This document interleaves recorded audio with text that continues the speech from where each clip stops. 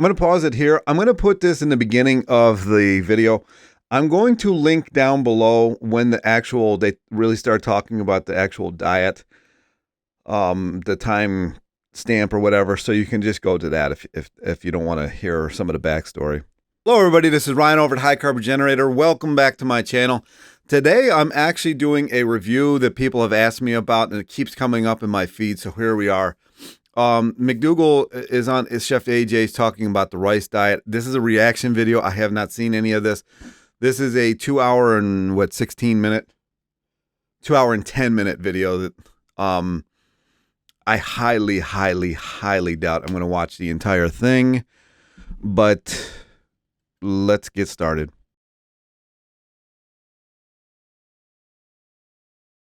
I'm your host, Chef AJ, and this is where I introduce you to amazing people like you who are doing great things in the world that I think you should know about. Well, today is the first Monday of the month, which means it's time for Monday with the McDougalls. But we have an extra special guest today because Dr. McDougall will be interviewing and he's interviewing Neelon. Neelon was actually worked with the Walter Kempner rice diet thing. I'm sure they'll explain that. He's been in one or two videos that I've shown over the course of the last year. The reason I'm doing this is by far, my most popular videos are all the rice diet. So let's get back to it.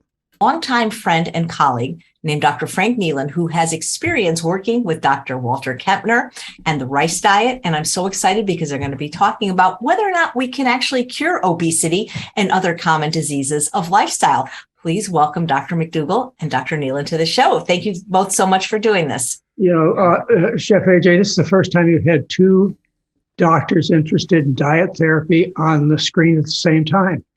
I'm so excited because this is a unique opportunity, and that's why I wanted to have Dr. Neelon come and join us, because it's a lost art, changing people's diets and expecting performance. Now, I know the rice diet is so all over the place that people claim this and that about it. So let's see what they have to say. I know that Dr. Walter Kempner was more into restricting calories. So let's see if they touch on that. Profound results. And of course, this is a man who's had as much, if not more, experience than I've had over the years. And I wanted to bring his expertise, and he's been kind enough to bring a patient. Dr. Neelon is, let's see, he'd be about 86 years old now. Is that right, Dr. That's Neelon? correct. Yes, sir. I tell you, it just goes so fast. I'll be there myself. Man, he looks the exact same in the video that I did prior, and that was I swear, from the early 2000s. I was going to say 90s, but I don't think it was that far back. Oh, pretty soon.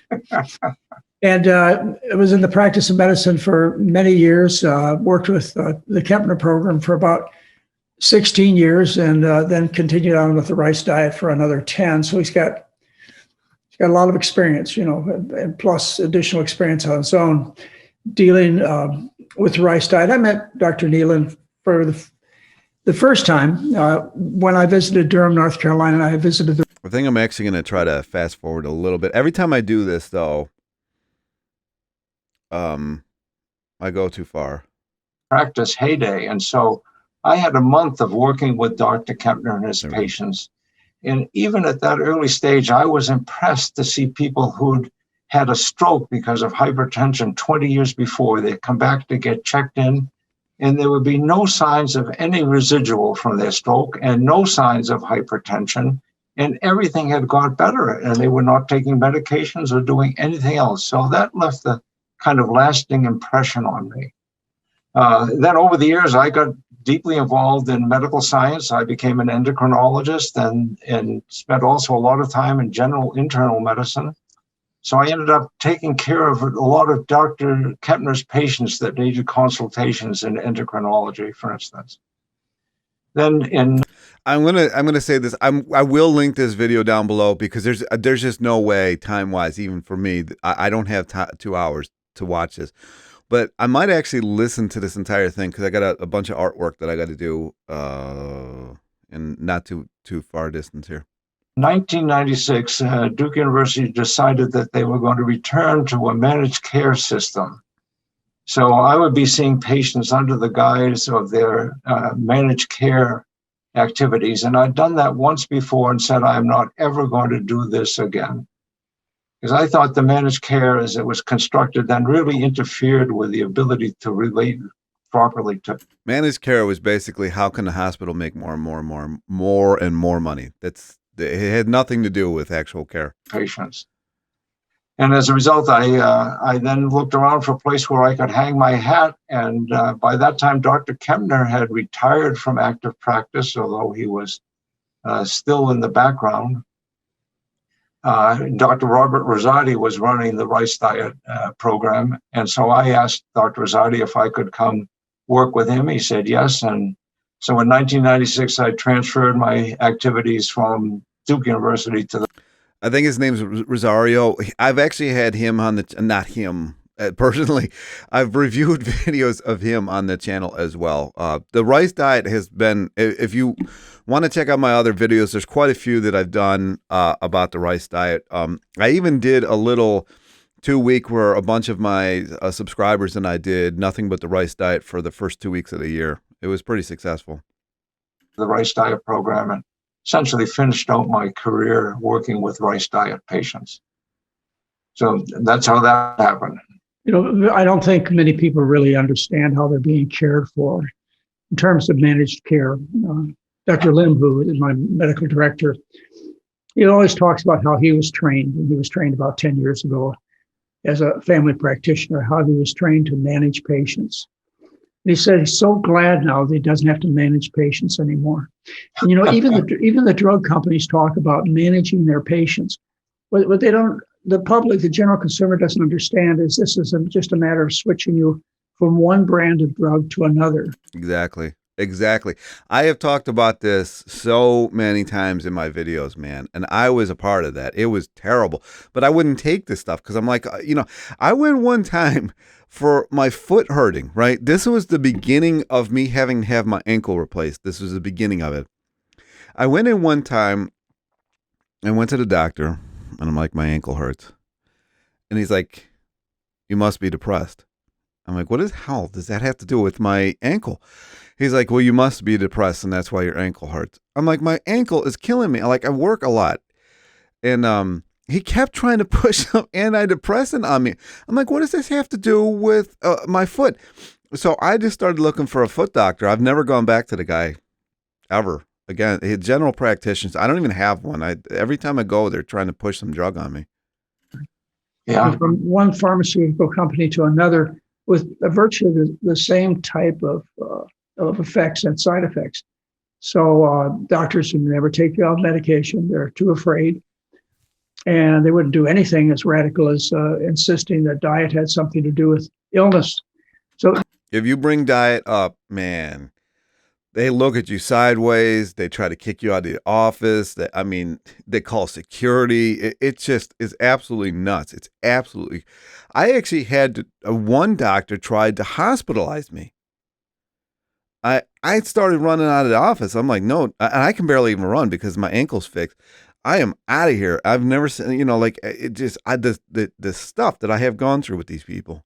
just to get you started there, in your early career, you met with Dr. Kempner, and I know I hear lots of stories about him, and maybe we'll get into some of them. But one of the things I heard was that he didn't keep medical records. And he got into big trouble, didn't he, for not keeping medical records? Yes. Well, he did get into trouble. Dr. Kempner came, and we're going to review a little bit of that history as we go along, but Dr. Kempner came from Germany, and he spoke very good but thickly accented English. He was very fluent, actually.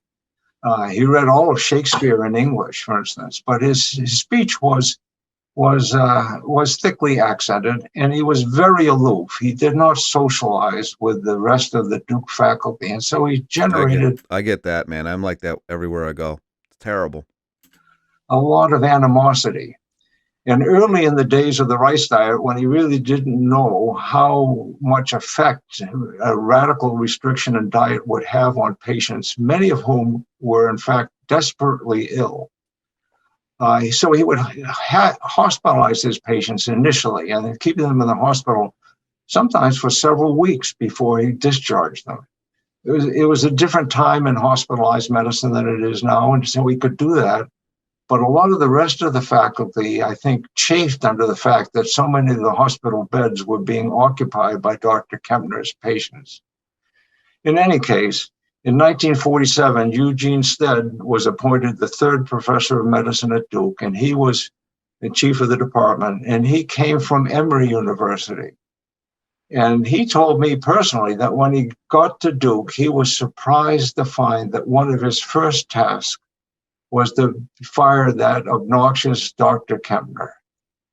Wow. And he said, well, I didn't know I was supposed to do that. That wasn't part of the original program, but tell me why I should fire him. And they said, well, for one thing, he keeps terrible medical notes. And he thought, well, I'm going to fire a people who doesn't keep good notes. I better go see what he does. So he went in person to see Dr. Kempner in the Rice House, where he was taking care of these patients and keeping his notes. And when he came back, he said, Dr. Kempner's notes are different than the ones you make, but they are the best I have ever seen, and I'm going to promote him to full professor, which he did, and which Dr. Kempner never forgot. He remained a lifelong devotee of Dr. Stead because he recognized the value of those records. And I should say, just as an aside, in the last 2 or 3 years, we have undertaken a project to resurrect all those notes, all those records that Dr. Kempner kept so meticulously.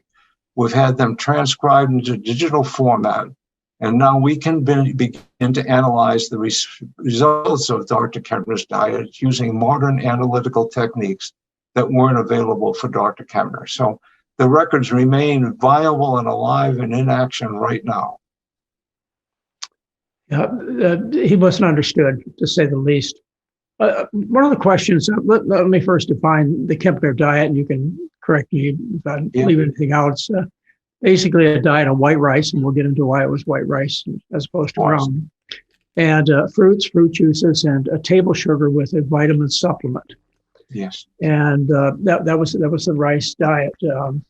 Do you know how he decided that it would be rice instead of potatoes? I mean, good grief. Yes, Kempner was a very good scientist, and he analyzed all these various proteins that were available. It was very low protein, but he wanted to make sure it was good quality protein. He decided rice protein was as effective as any that he could come up with.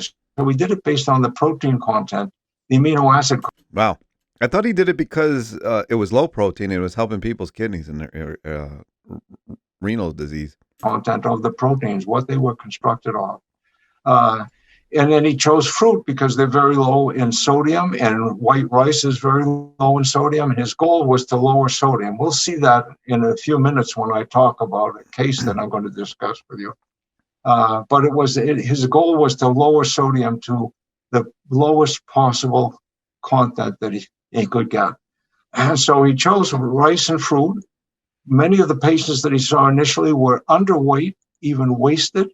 So he tried to get calories into them. And so to get extra calories, if they needed it, he would add sugar, sucrose. As patients got better, he would then transition to more vegetables besides just fruit. And even eventually, he might add small amounts of animal protein, particularly fish, occasionally chicken. Not very much, but he would do that. And his goal always was to help the patient's health problems that were under consideration. Can you give us some general attitude about how the patients felt about Dr. Kempner, and as opposed to the medical community, the medical staff? I'd like to, how did his patients like him? Did they think he was? Well, I don't know if anyone has ever done a random survey of how they felt. We know that many of the patients, because looking through those records to get at Dr. Kempner's medical notes, there's lots of correspondence in the files, all is kept in the archives at Duke University. And so we've seen letter after letter of people, sometimes of very great note, commenting on Dr. Kempner's care and how much they'd benefited from coming to the program. In the latter years, when I was working at the Rice Diet Program, after Dr. Kempner had died, one of the patients that had been there with him would come and say, I still remember Dr. Kempner saying to me, "You are a stupid man," because he wouldn't adhere as religiously to the program as he needed to go. But he said it with great affection. I think now people who didn't like Dr. Kempner probably just took off and left. I don't want to say that everyone loved him. He was a strict disciplinarian. It was his way or the highway, no question. I mean, he was German. Germans are very to the point. But they recognized that he was dealing with problems. Many, we'll see that in a moment, I think. But initially, the patients that he took were people with untreatable. There were no known treatments for this very severe form of high blood pressure called the malignant hypertension. And the malignant comes not because it has anything to do with cancer, which it doesn't, but because it's so deadly. The median survival of people with malignant hypertension in 1939 was 5.4 months. And that's much shorter than most cancers. Most people with cancer live much longer than that. So it was an extremely lethal form, and Dr. Kempner began to treat it and showed success. That's why he was so low in sodium, I'm sure. In that treatment.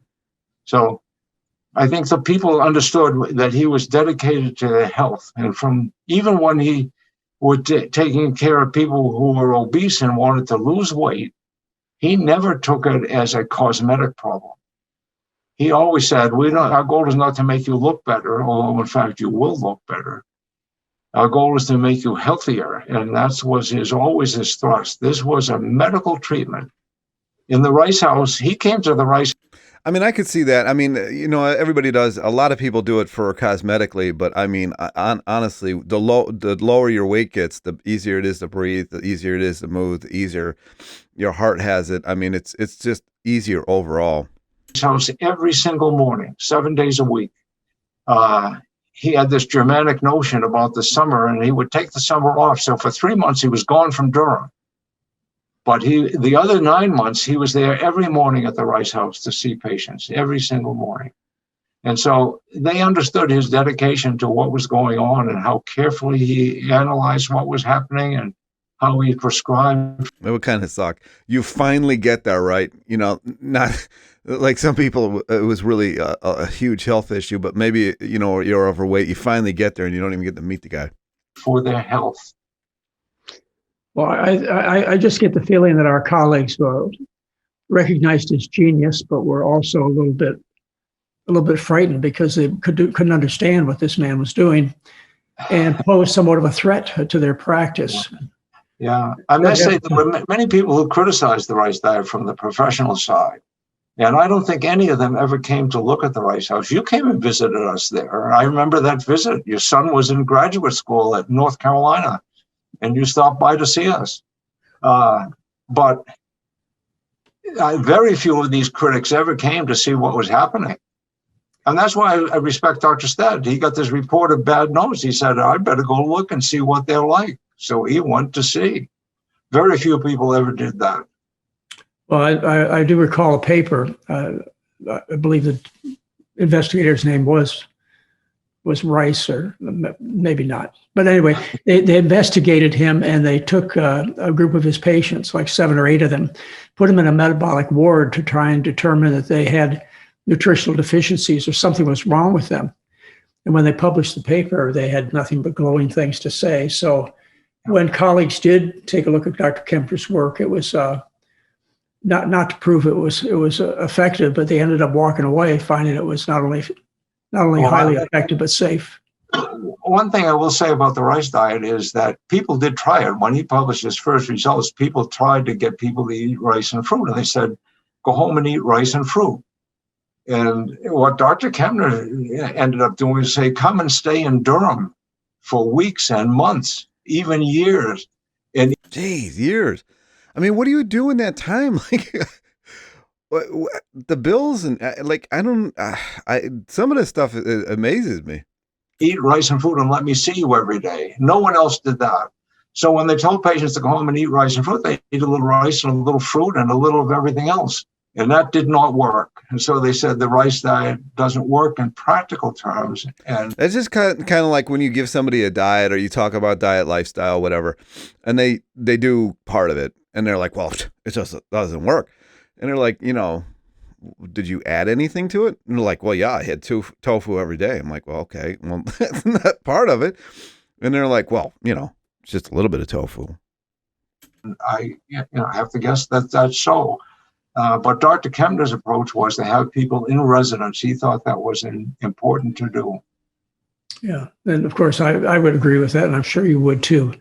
People need an awful lot of support when they first start out. Would you like to tell us about the patient that you brought? Yes, I would. Let me, if I can, I'm going to share my screen so that I can show you a few slides about this, and we can chat along the way. And I hope you'll interrupt and question me if I don't make sense to what we're saying and doing. You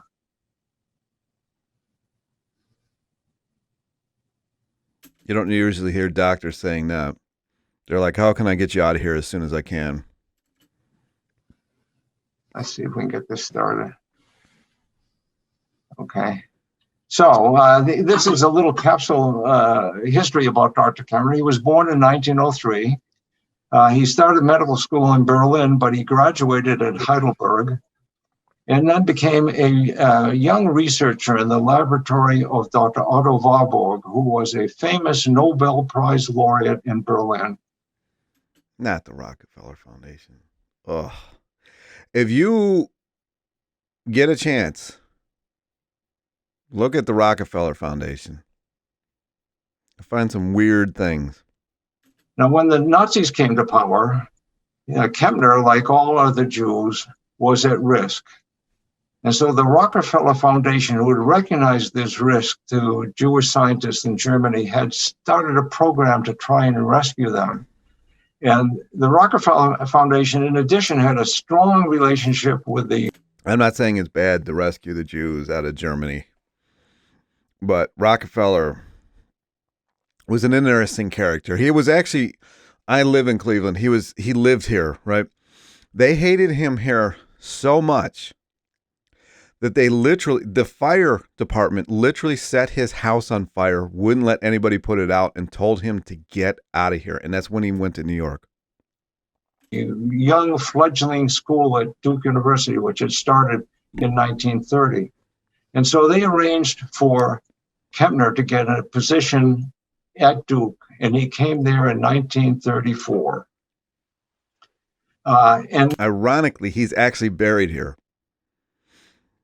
He just didn't care, I guess. In 1939, Dr. Kempner, like all other doctors at Duke with MD degrees, had to make rounds on the wards with the students teaching about patients. And he complained about the ignorance of doctors who did not understand kidney disease and high blood pressure. And the students, although they were probably not quite this irreverent, said to him effectively, well, if you're so smart, why don't you show how to do it? And he decided he would. And he began to treat patients with severe hypertension, malignant hypertension, and kidney disease. And he did it with this diet he devised of rice, fruit, sugar.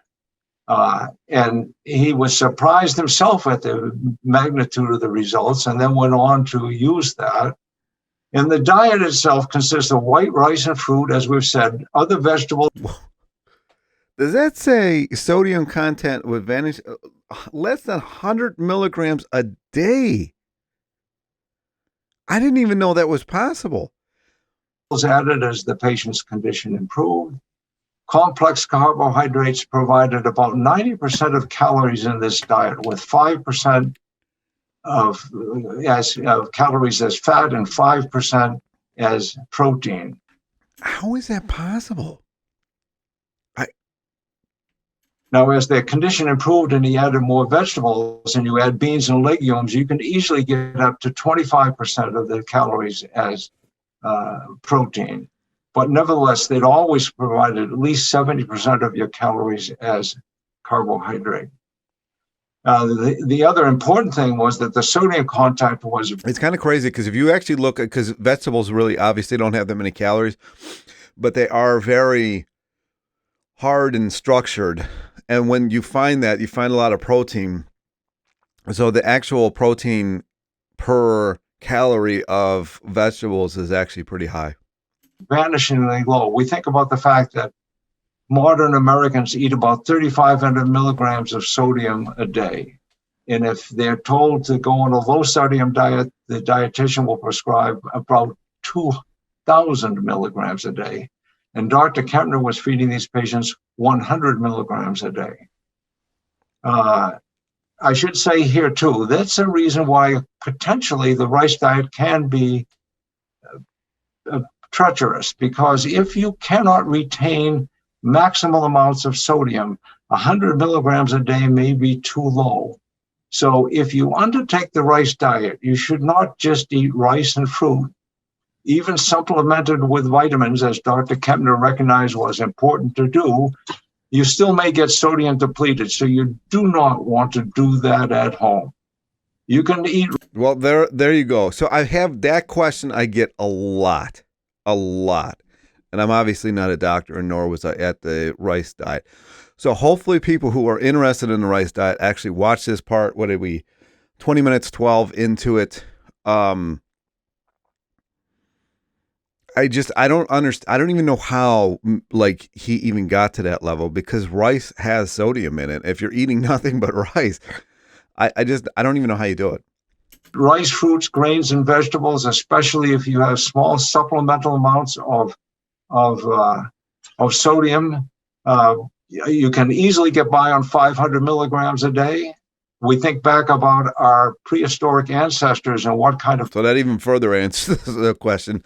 So 500 milligrams a day is where you should be if you're on the rice diet. That's crazy. That's still really low.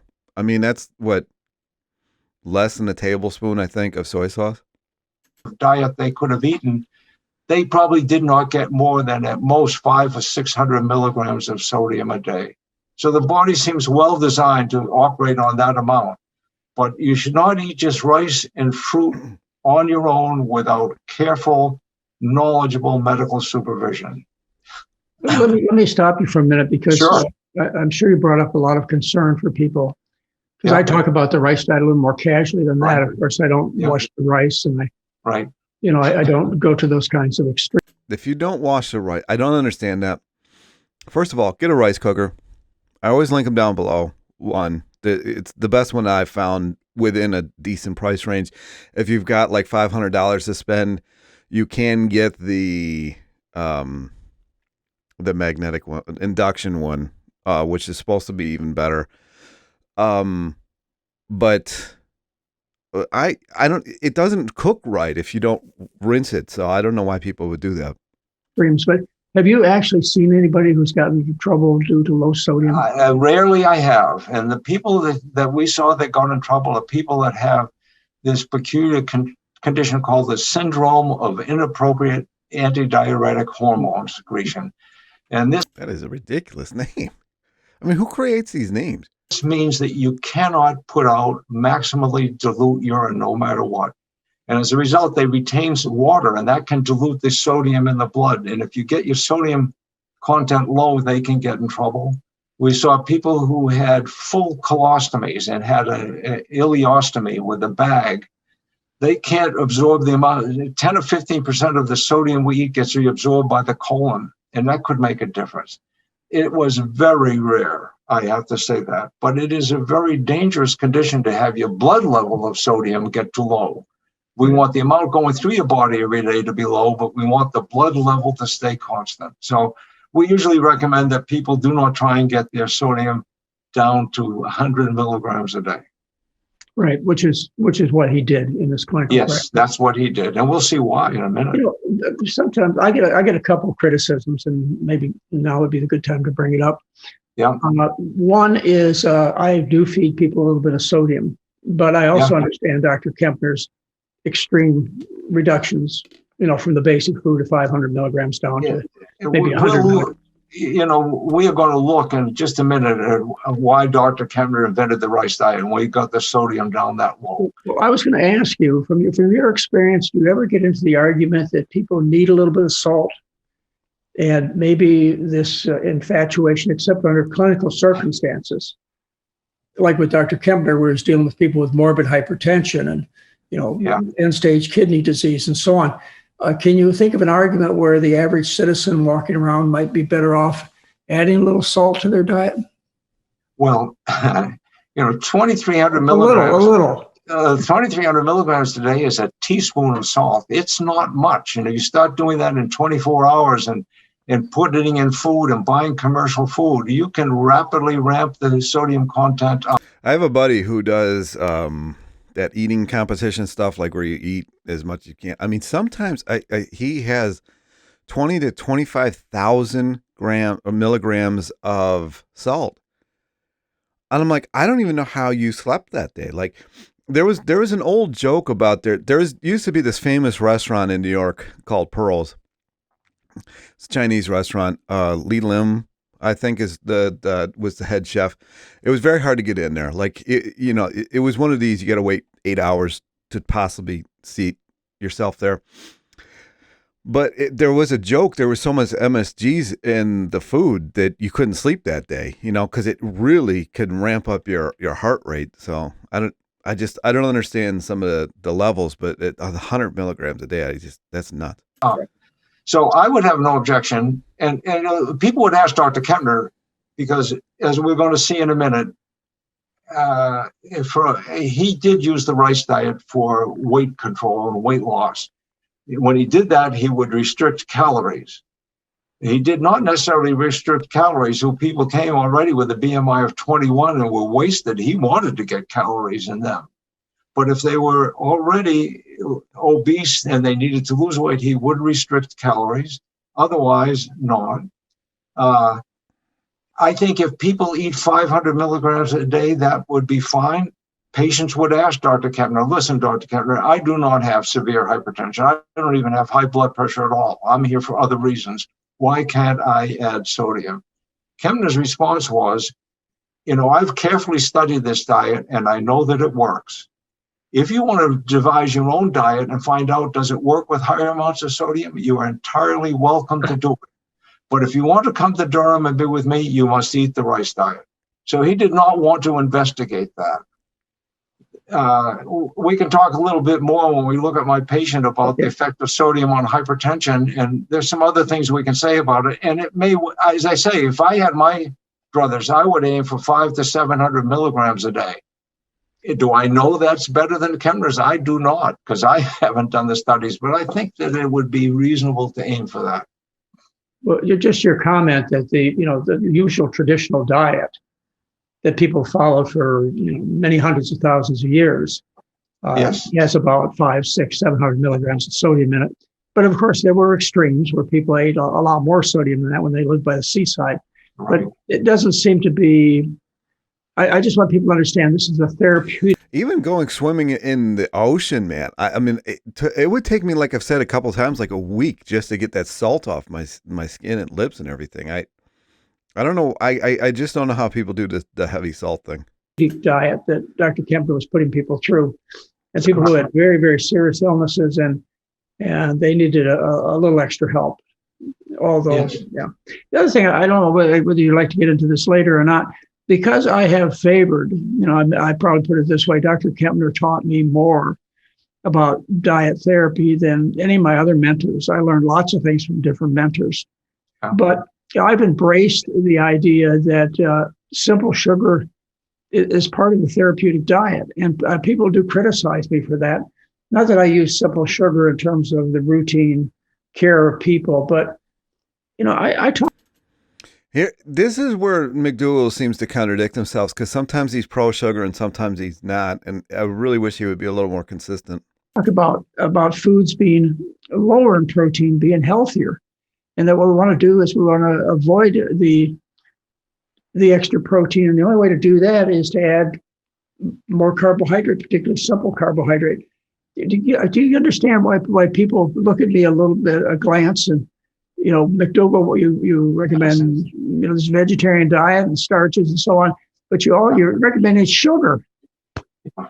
Well, people worry about simple sugars, and I don't know. Dr. Kempner didn't worry about it. Again, I don't think he studied that either. He just said it's calories, it's pure carbohydrate. He gave that to them. Did you have problems with rotten teeth? No, not that I know of. I mean, people did not have, full dentures when they came to see me. You have to be on the rice diet for 20 years. So I don't think so. And it never came up as an issue. Exactly. I mean, they've been putting sugar in toothpaste the entire time I've been on this planet, which is 42 years. So I don't understand this whole thing. They are villainizing sugar to the level of just anything they can think of to get you on the keto, the carnivore, or whatever, just to keep you going back. All right. Well, Yeah. it's something Dr. Neelon and I have to live with, and I don't have any problem with it, is the fact that, I don't think sugar's the bad guy like so many other people do, even though, it does rot teeth and raises triglycerides and it's empty calories, and there's a lot better sources of calories than sugar. Well, the triglyceride thing, I've gone over that in videos. Let's keep this question about sugar in mind, because I think there's a place that we are going to see in just a minute. Let me have you move along then. Okay, so anyhow, I want to just say William Osler, the father of medical education in this country as we know it, once said we should have no teaching without a patient for a text. And I'm going to use a patient for a text, and I'm going to ask us to look closely at the medical case of this patient that came to the rice diet, as you'll see, in 2011. He actually had been there in 1985 for a brief visit when he was much overweight and he wanted to lose weight. And at that time, his blood pressure and his blood sugar were kind of borderline, but they rapidly went back to normal. And when he left, he went back home and he rapidly went back to normal too, eating what he ate before. And we'll see the results of that in a few minutes. So anyhow, this patient has kindly given us permission to review his case and the case history, to show his photographs, although he's asked that his face be blanked out, so we've done that. And then we've asked that we not use his name. And I had thought that maybe we could call him Patient Lazarus, because although he was not actually in the grave, as you'll see. So, I'm not going to go into Bible, but Lazarus, I think I've actually talked about him before in this that kind of cracks me up. He had 1 foot on the edge, and he came back from that. But he said Patient X, so we'll call him Patient X from now on. So here is Patient X when he came in May of 2011. And at that time, his weight was 435 pounds. He was 68 inches tall. His body mass index, which, as we're going to see, is a rough but rather helpful idea about how much excess weight we've got on board, was 66. That's crazy. His blood pressure was 196 over 120. And his blood sugar was 295 milligrams per deciliter, which is very high. So Dr. Kempner's first goal for the rice diet was to treat hypertension, particularly severe hypertension.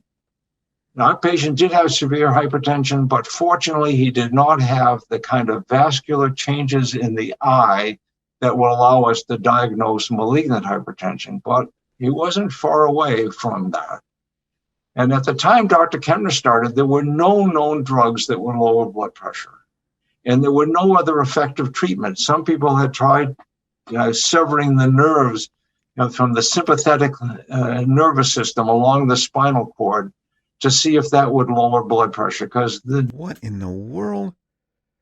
The stuff that they used to do and still do to this day. Nerves do control the contraction of blood vessels. And it did lower the blood pressure when you stood up. In fact, it got so low, many patients would faint and fall to the ground. But once they got to the ground and were flat, the blood pressure went right back up to a high level. So it was a dangerous operation, lots of side effects, and it really didn't help. And as I said earlier, who says yes to this? I guess if you're given 5 months to live, maybe you'll try anything. But man, I would look elsewhere. Of course, the internet obviously didn't exist back then. So some things would be much harder to find,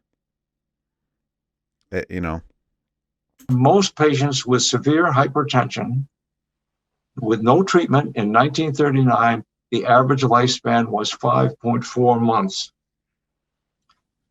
Now, our patient's blood pressure was surely high, 196 over 120, which is severe. And not only that, he was already taking 4 potent antihypertensive medications. aliskiren, metoprolol, amlodipine, and benazepril. Perfectly good drugs. He was taking them in full doses, and his blood pressure was 196 over 120.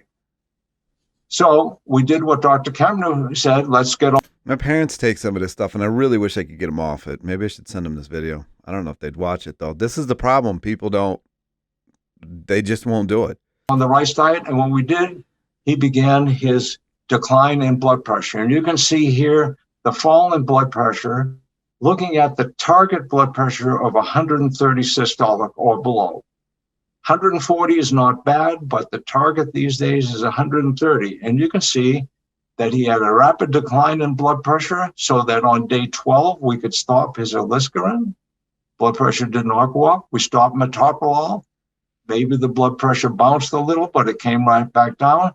By day 43, we'd got rid of amlodipine. And on day 54, we'd gotten rid of benazepril. Now, I'd like to say that from then on, he never had to take any antihypertensive drugs. But back home, when it's hard to be as careful about sodium in your intake as it is here, his blood pressure did go up a little, and he got back on a tiny dose of one of those drugs, as we'll see. But with that, he's been under very good control. And like you, I think we should not take any drug at all that we don't have to take. And when we do have to take it, it should be in the lowest possible dose we have to take for the shortest possible time we have to take. But I don't want to be a complete nihilist. Show me what you got, nihilist. And say you should never take a drug ever for any reason. You should just make sure you have to do it because that's all you can do. So anyhow, as you see, we're going to get a very good blood pressure outcome from this patient. Now, after 1960, the drug companies became deeply involved in drugs that will treat hypertension. I just showed you 4, and there were probably 10 others that we could have put on that list too, past or present, that have been used for treating high blood pressure. They do work. They do lower blood pressure. And if you don't do anything else, get your blood pressure down, because I think the mischief from blood pressure comes from the pressure. So you want to lower it. So anyhow, Dr. Kempner was faced with that, and he took advantage of the fact that it was easy to lose weight on the rice diet. As I say, he had to add sugar to the formula for his early patients in order to get their calorie amounts up in. So our patient had extreme obesity. His initial body mass index is 66. We'll look at what that means in just a minute. So I can't even imagine that. Mine's 30-something. here's the graph of his curve of weight. And we see here the rankings of body mass index. And these are very arbitrary as far as I'm concerned. Up to a body mass index of 25 is considered, quotes, normal. Whether it's optimal, that we can decide. From 25 to 30 is considered overweight. That puts you at more risk for various diseases. And then we have these categories of obesity. Class 1 is 30 to 35 BMI. Class 2 is 35 to 40 BMI. Doesn't that mean I fly well? I don't even know if it's that high anymore. I don't know. I think the last time I was 28.9. I don't know. But I thought maybe. I don't know. I have to look. Class 3 is anything over 40. And you can see he is up here in the stratosphere with a BMI of 66. And it came down very rapidly.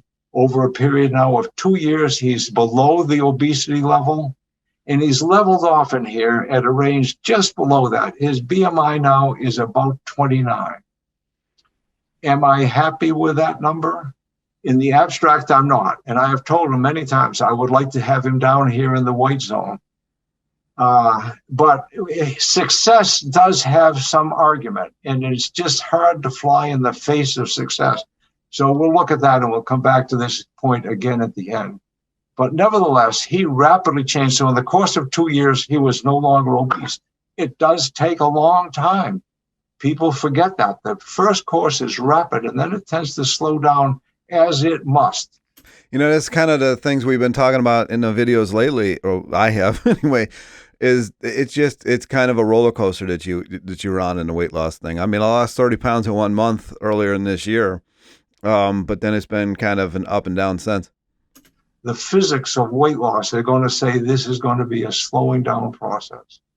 But if we look right here at this beginning thing in bigger magnification, we can see this curve of his weight loss. His weight loss is coming down and down and down and down. But at one point, right here, he deviates from the expected curve downward of his BMI. And there's this inflection point here. And the question is, what happened? Why didn't this not? He's not deviated a bit. He added avocado. And now he does deviate. So the difference is, right here, he left Durham and went back home. He lives outside the state. Now, he went home fully armed and dedicated to the proposition he was going to take care of himself with his diet. So we reviewed with him, what was he doing at home? What was he eating? Just what was prescribed by the rice diet. How about exercise? He exercised and has faithfully 1 hour a day, walking or riding a bicycle for 1 hour every single day. And I think that's important, but he was faithful about it. What could he be doing? Finally, our dietitian suggested, why don't you ask him whether he's measuring the amount of food he takes? The answer was no, he was estimating the amount. We said, well, why don't you try going back and actually measuring? If it says a cup of rice, which is the usual dose we gave, a cup of boiled rice, by the way, not of unboiled. And when he started measuring again, he just got right back on the curve and stayed on it ever since. So my takeaway lesson from this curve is just being good is not good enough. You actually have to measure to be sure. And I think most people don't do that. And if you eat out, you know you're not getting measurement. But I don't think it's possible for humans to accurately estimate portion size. And the mistakes we make are always on the large side rather than the small. Would you agree with that, John? Yeah, I would. It's well, we won't get into Dr. Kempner's famous statement about dieters, but if you feel like saying it sometime, you could say, I usually don't get away with it. Somebody says that's I don't, but he did say, and this was recorded in print, that all dieters are liars. And I don't know that he meant that they were consciously lying. They went out and said, I'm going to eat 2 cups of whatever food, or I'm going to eat a big steak and not tell you about it. Yeah. Even when they tried to tell the truth, they couldn't tell the truth because they can't see it. You have to measure it. Well, I think that's the case. Not necessarily that patients lie to the dietitian or to the doctor. It's just that people have a way of justifying things. And, what is apparent to, say, somebody looking at it objectively is not apparent to the person who's sitting down to the meal. Somehow or another, that cake just disappears. Now, McDougall talks about eating ad libitum. I think that's what it's called. And so I hope he brings that up because, there's just so many people lose weight, high carb, low fat, and they don't restrict at all. So I don't think it's a good idea, personally.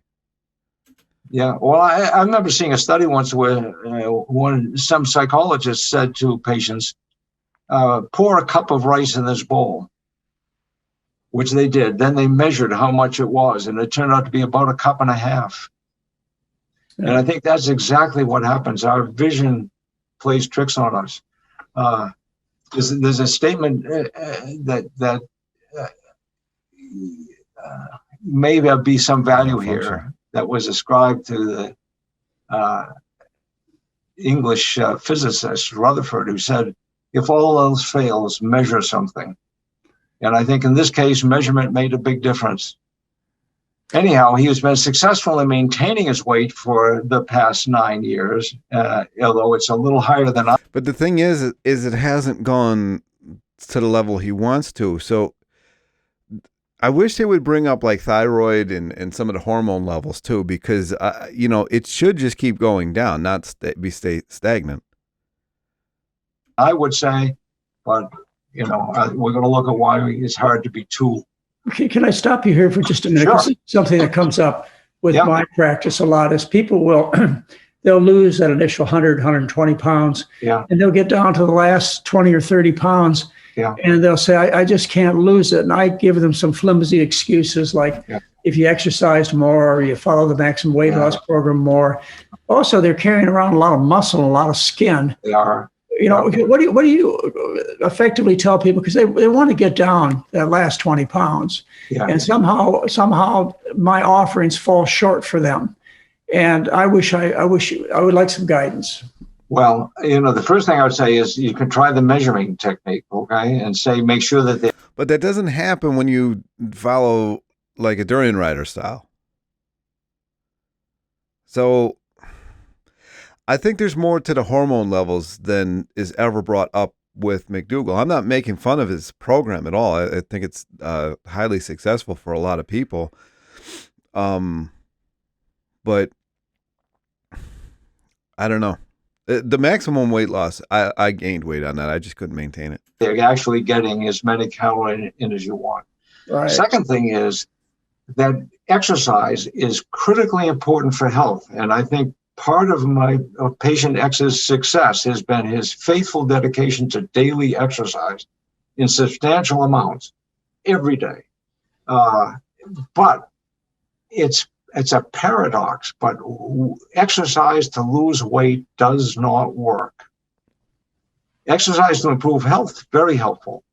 Exercise to lose weight has a short-term effect, but as you become adapted to your exercise, your body becomes more efficient. You need fewer calories to use that exercise efficient machine. So unless you increase the amount of exercise every day, I don't think it really is going to be much help. It's important for your health. I don't tell people not to exercise. They should.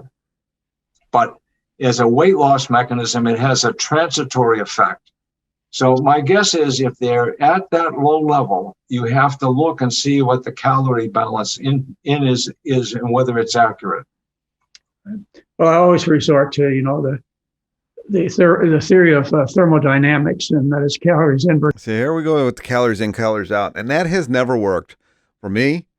When the times that I've lost the most amount of weight and maintained it was when I was just eating however much the body wanted. And McDougall himself is saying that his patients aren't getting to where they want to go by doing calories in, calories out. So obviously there's a flaw in the system. And the whatever this guy's name is, he didn't get there either. The screen's actually right here. The camera's here. So this doesn't bode well for calories in, calories out, but I'm sure I'm going to get a lot of calories in, calories out statements in the comments. Versus calories out. But that doesn't seem to help the people who are struggling with that last 50, 20, 30 pounds. But I like the idea of measuring it, but that gets back to what Dr. Walter Kepner said, that dieters are often not accurate as to what they say. Yes, but I don't think it's conscious lying, okay? And no, that is, I don't think they're going to measure out a cup and a half and say, well, I'm going to call that a cup in my house. Right. It makes it a lot harder to mislead yourself, if you will. Well, I'll suggest that. That's something I haven't resorted to enough. Is actually there have been times in my career when I have, Dr. Neelon, and I would send people home and have them do a diary, and that seemed to help a lot. Yeah. But this law of thermodynamics, I don't say is contravened. No one thinks that's happening. But my colleague at Duke, Herman Ponsner, studies primitive hunter-gatherer tribes in Africa now. And there are tribes that live hunter-gatherer lifestyles. They are surrounded by civilization. They reject it. They walk 18 to 21 miles a day. And he measures their body fat content and their calorie intake. And it turns out that they do not eat enormous amounts of calorie to maintain that exercise regimen. They eat what everyone else, about 2,000 to 2,500 calories a day. They are just enormously more efficient in how they use those calories. But that happens no matter what diet you're on, if you're consistent with it. I have an issue with this because you see a lot of these hang-ups when you start measuring calories. You see like this guy right here didn't get where he wanted to or where the doctor wanted him to. McDougall's talking about these people getting to the last 25, 30 pounds. They don't get there. And then they try the 50-50 plate, and it really doesn't work at all. So then he adds cardio or whatever, and that doesn't work. I think it's all about the hormone levels. And then once you get to a point where you're not going to eat 10,000 calories for forever, unless, you're a swimmer or something like that, your body's eventually going to get to the point where it's efficient enough and it's actually sending the correct signals. I think there's some of the stuff that's completely ignored with McDougall's plan, because when I did it, the few times that I did it, and I did it for extended periods of time, I actually gained weight. The one time it was like 20 pounds. Actually, when I first started this channel, I was 279, and I was religiously following the McDougall plan. I mean, it was driving Sandy nuts, the ex, because she was baking and all that kind of stuff, and I'm like, nah, I can't really eat. And she's like, well, I want to be that way, but I just can't, and so it was irritating her. But I wasn't eating any of this stuff, and I went from 279 to in the 290s doing the starch solution. And then I did the rice diet, and I lost a decent amount of weight. And then I did eat however much I want to, and the weight flew off. And it's been pretty good ever since. But then I decided to add sodium in earlier, maybe a couple months ago, and I ballooned up again. So I'm cutting the sodium back. So I really don't think that this calories in, calories out is a thing. I know that they like to tout it. And yes, you do get more efficient. But until that point, your body has to know that it's not starving itself anymore. Or the Maasai in Africa. He has a group that he works with. I do not know, unfortunately, what their I've heard that before too, and that's again some consolation to people who tell them they have a much more efficient metabolism, and they do. I mean, good grief, they've been carrying around an extra 100, 150 pounds. That's right. For the last 10 years, they build out of a very efficient system. Yeah, I don't think there's any. We do not want to shortchange exercise. No one should be sitting on the couch all the time. Exercise is important. We're going to see that, I think, in a minute. Let's look at his diabetes, okay? Many people think that diabetes is a sugar disease because, in fact, the blood sugar is elevated. But in fact, it's a global metabolism disease. The argument of this first statement, though, is that since sugar is a carbohydrate, is the assumption that sugar and all other carbohydrates will be bad for diabetes. And a little appreciated fact is that complex carbohydrates, like the rice diet, are in fact remarkably beneficial in type 2 diabetes. And there's no doubt that our patient had diabetes. His fasting blood sugar was 295 with a normal of 100 or less. His hemoglobin A1C, which is a long-term reflection of sugar, is in fact the sugar that is chemically attached to the hemoglobin, the red protein in our red blood cells. It's what makes blood red. And so the sugar that's attached chemically here was 10.7 with a normal of less than 5.6. And despite all these things, he was taking 3 potent drugs for blood sugar: metformin, sitagliptin, and exenatide, which he had to inject twice a day. And what stimulated him to come back to the rice diet was the suggestion that maybe we should go to insulin. And the idea of injecting insulin, even though he was injecting exenatide, insulin just triggered him. He said, I'm going back to the rice diet. So whatever reason, he came to see us. So if we look at what happened to his long-term sugar results with hemoglobin A1C as the measure of sugar, he started with this very high level. And here's the ranges of hemoglobin A1C. There's a normal range up to 5.6. There's this range that calls sort of euphemistically pre-diabetes. It's the danger range. If your sugar's here, you're more likely to transition into a definitely high range of 6.5 and above. And the higher you are, the worse your sugar range. So here he is with a hemoglobin A1C, which says his average blood sugar throughout the day is over 300, and it should be somewhere around 117. Now, the blue line shows the theoretical curve of what should happen if on day 1 of starting a treatment, you instantaneously change your blood sugar from 300 to 100. or 300 to 90. If you had instantaneous correction from then on, your hemoglobin A1C should fall according to this line and then stay at a normal range of about 5.2. And here's what our patients' hemoglobin A1C did.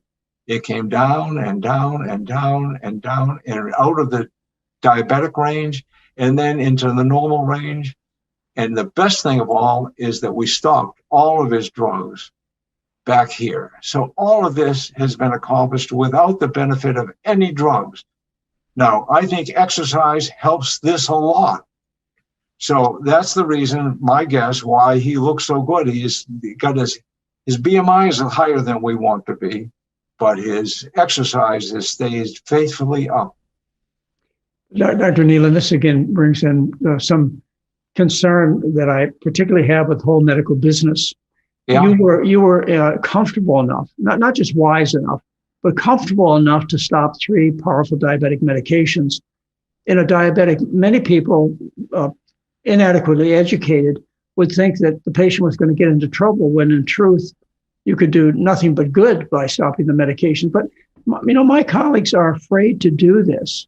As I say, they just manage patients. They're afraid to take people. And if you wouldn't have taken this patient off the medications, just think what had happened to the blood sugar as he made his correction. Overnight, by the way, made his correction.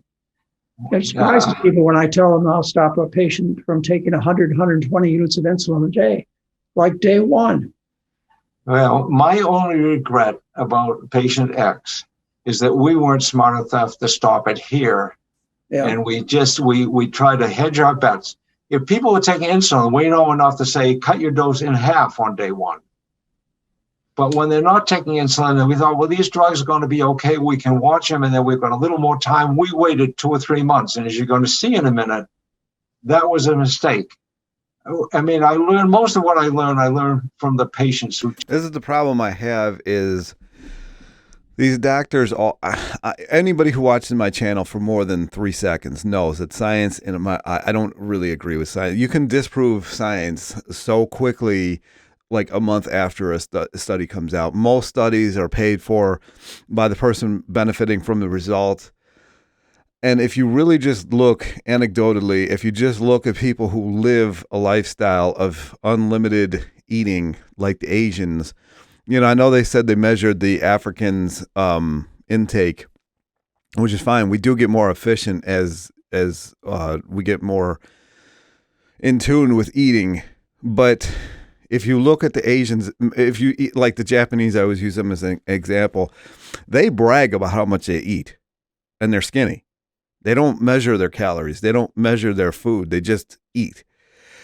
And I think the only time that I've actually struggled to lose weight is when I've measured. When I don't measure is when my results just come in, when I don't think about it, when I just eat, just eat.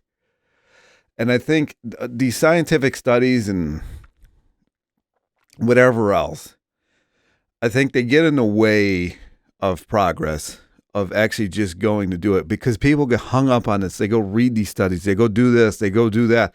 And by the time they're done figuring out whatever they're figuring out, they could have probably lost half their weight. So I appreciate the rice diet for what it is, but I mean, this stuff just gets so hung up. Like you even hear him admitting that they should have taken him off the drugs earlier because they probably had some study that said that they should have done it the way they did it. And it just, I don't know. I'm not saying, I'm not going to get into that, but it just, I thought this video was going to be a little different than it is. I'm going to probably listen to the rest of it. If I feel like it will benefit, then I will review the rest of this. If not, I'm just going to leave it as it is. I'm going to link it down below, and go watch it if you want to. I'm not saying anything bad about this. I'm just saying when you get the science, when you get the studies involved, I think it gets in the way of where you could really be. I don't know. That's just me. A lot of people that come into my comment section say the same thing. They did this, and it just, it worked for a little while, and it didn't. I don't know. What do I know? I'm just a non-doctor, just going through this myself. But I've noticed the patterns over the years, and what has worked and what hasn't. And restricting, counting, doing anything like that just has never worked. And I think a lot of the subscribers that I have fit into that bill. Anyway, I'm going to leave it here. Any comments, questions down below? Again, this is not a hate video at all. I want to say that again.